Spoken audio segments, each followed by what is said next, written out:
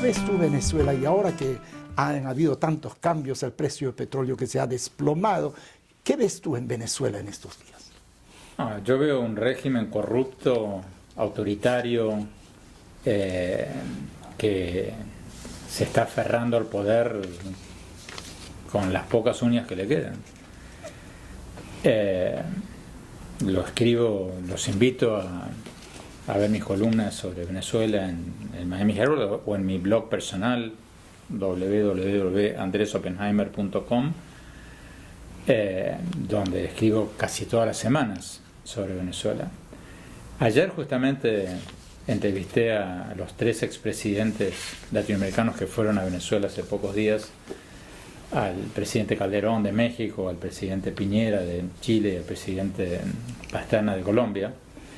Y estoy escribiendo una columna en la que estoy diciendo que me parece fantástico que hayan ido a apoyar a la reprimida oposición venezolana, pero que ahora, en lugar de ir 3 presidentes, tendrían que ir 30 expresidentes juntos.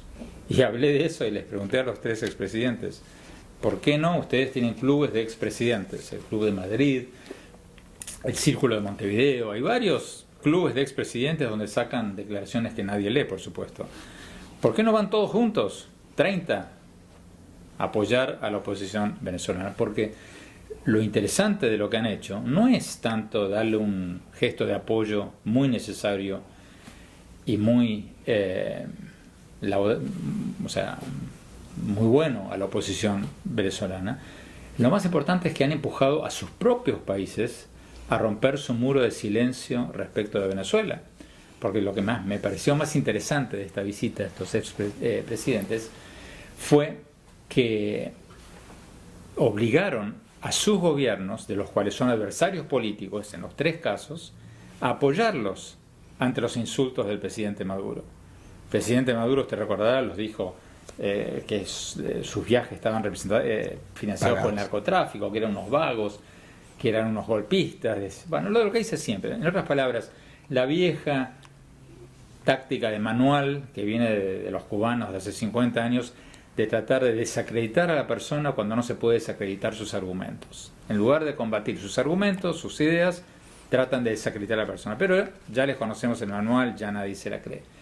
Pero lo interesante es que los 3 lograron que sus países, especialmente en el caso de Colombia, tuvieran que salir a defender a sus expresidentes, y en el caso de Colombia, ir un paso más allá y pedir la excarcelación de Leopoldo López.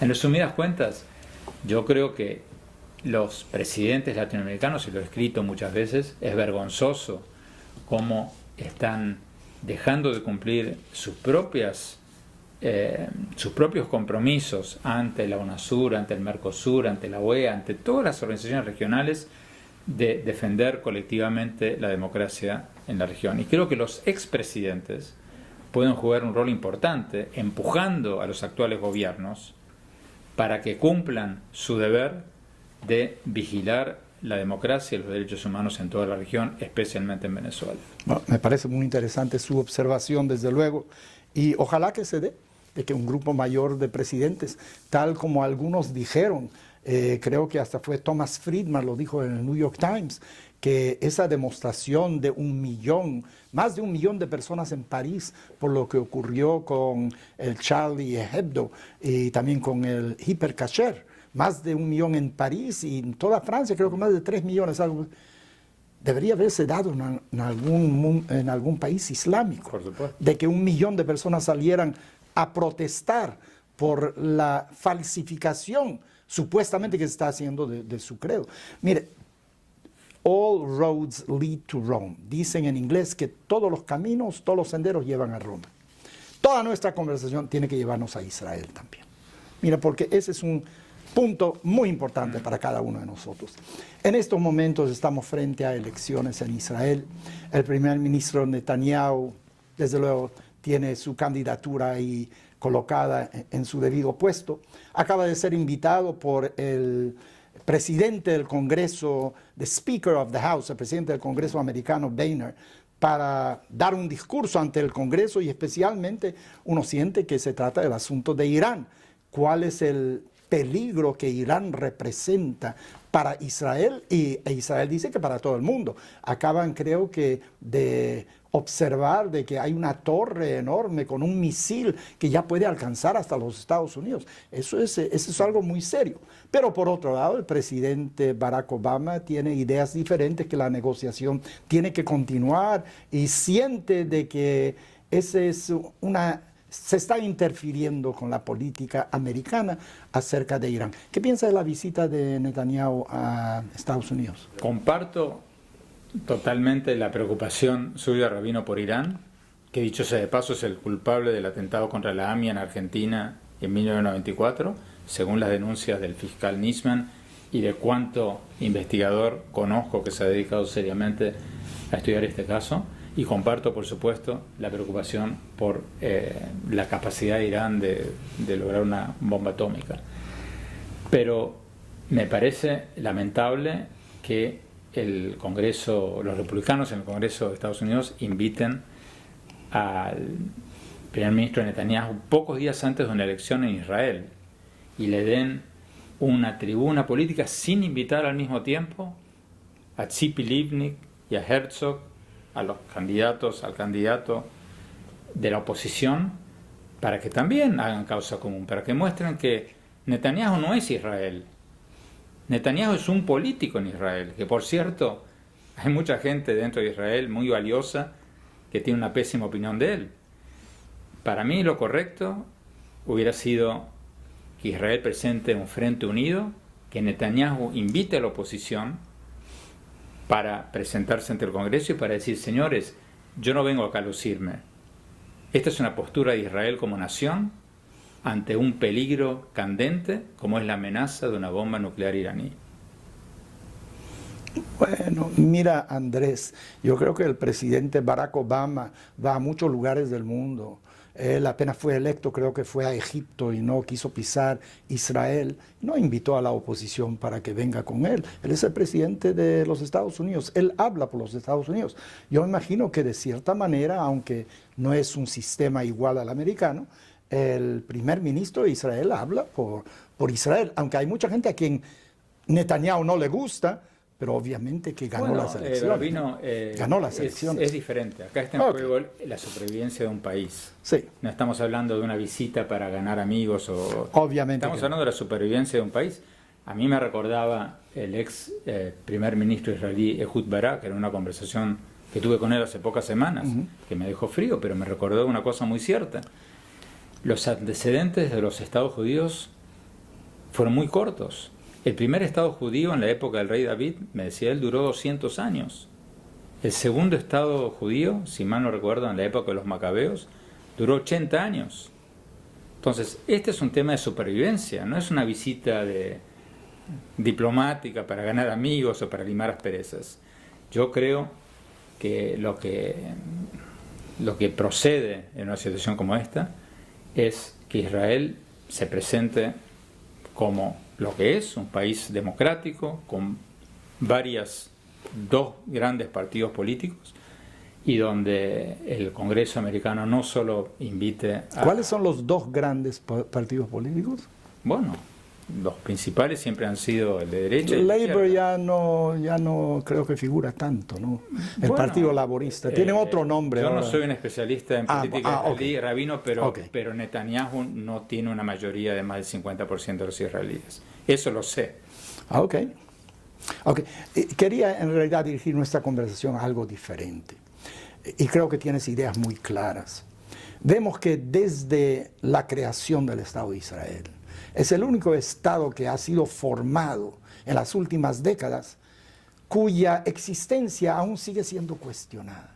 ¿Cómo puede llegar Israel a un acuerdo, a una paz no tan duradera, aunque sea una paz semifría como con Egipto, con Jordania? ¿Cómo se puede arreglar el problema con los palestinos? Eso se lo dejo, rabino, a los expertos en Israel y Medio Oriente, cosa que yo no soy.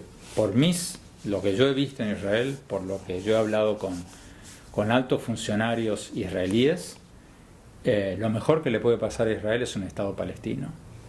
Porque, como dicen los militares israelíes, una cosa es tener un adversario en la vereda de enfrente.